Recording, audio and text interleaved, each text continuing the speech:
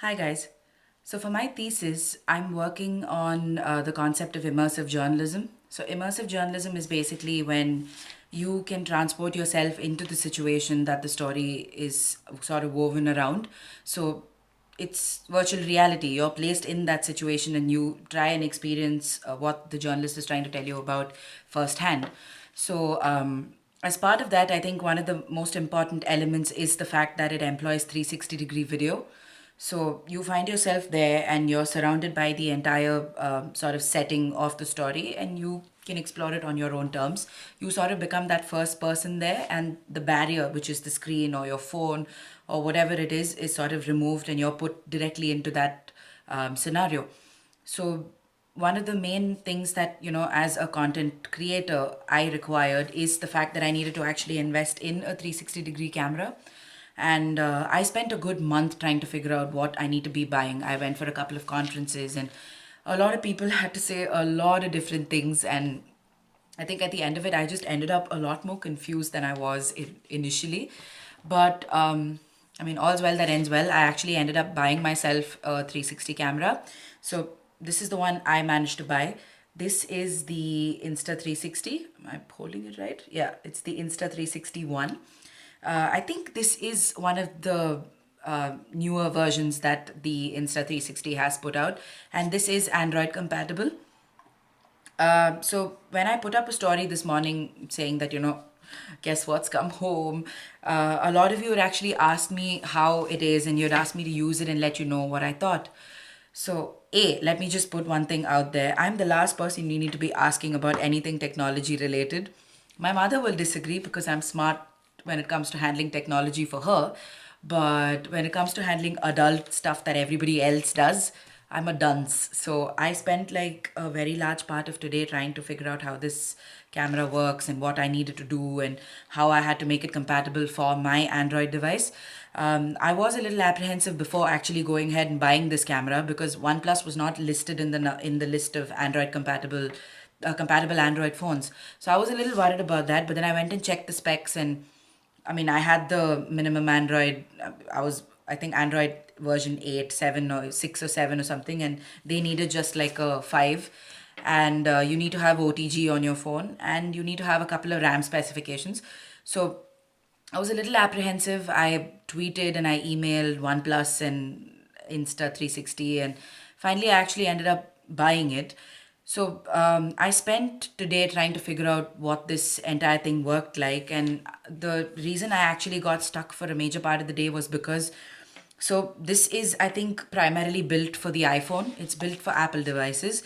So the Android compatibility is achieved by the fact that they've given you an adapter. So it's still like an iPhone compatible device, but you have like an adapter, a Type C adapter, and a micro USB adapter. I'm not sure if that's available, so please just check that out on the website. But yeah, so the adaptability to Android basically comes because they give you this. Okay. And when I tried using this on my phone, which is a OnePlus 5, it was loose. So basically I was able to get Bluetooth connectivity to my device, but then I was not able to actually directly connect it. So because of that, I ended up spending a lot of time today getting freaked out about whether I'd actually wasted 340 quid on this or if it was worth it and all of that. Thankfully, I have an iPad and it works amazingly well on an iPad. Mine's the iPad 2017. So updates wise, the device wise, it's all fine. It's all up to date. So I'm able to work on this really, really well with my iPad. I think it's too soon for me to tell you how the camera is, but I can tell you one thing for sure. I think it's, if I'm not mistaken, it records in 4K. So the resolution is really nice. It's not going to be the best, especially under low light. But that again, you can, change the controls, and you have like in the app, you can get whatever it is that you want done there. Insta361's accompanying app that you have for both Android and Apple is brilliant. Okay, so they have, the stitching is beautiful. It automatically sort of handles that for you. All you need to be a little careful of is the stitch lines. So you need to be careful about where you place your subjects and who's standing where. I'm sorry if anybody's, going to be using this for purely videographic purposes, because I'm looking at this as a journalist and how I can use it to say, to sort of tell the kind of stories that I want to tell. So if this is not kind of suited to what you want to do, I'm really sorry, but I'm willing to actually explore that if you could help me and give me a couple of pointers. But yeah, coming back to the app, it's brilliant. You can sort of stitch on it. You can make it a little neater. You can export it to other apps and do your regular editing.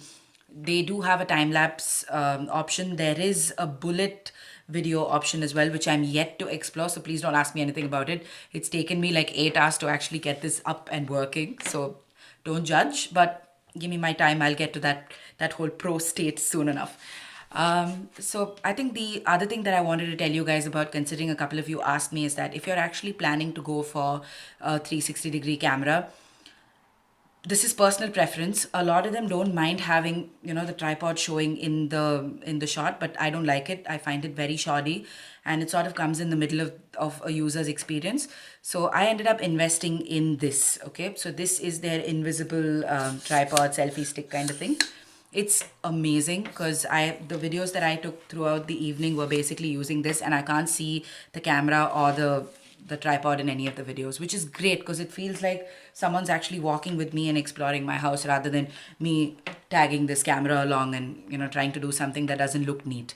So the only issue I seem to have at the moment is the fact that the Android adapter, it's a real pain in the butt. So that's the only thing that I'm a little concerned about. But I have an iPad, so if any of you have like an iPhone or an Apple device, please go ahead. It's a brilliant camera. It's really nice, and for the kind of stuff that I want to do, I can actually see myself doing these things without much of a worry about whether the technicalities are going to look nice. So I just wanted to put this video out there because a couple of you took the time out to actually ask my coveted opinion. So here it goes. Just give me a couple of days. I'm just going to sit and play around with it and see what I can make of it. If any of you have used a 360 camera and have some tips for me in terms of going out and actually recording people, please feel free to just inbox me. I'm open to all and any suggestion possible.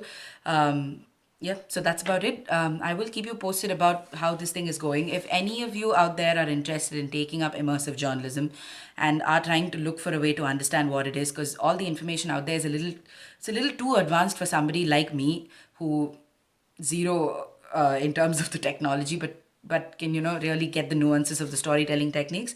So if that's something you're looking for, I'm going to be putting out a couple of resources over the next couple of weeks.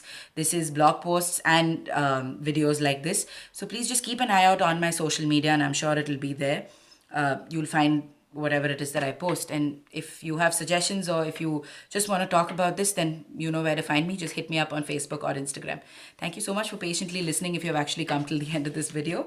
That's it from me. Until next time. Bye-bye.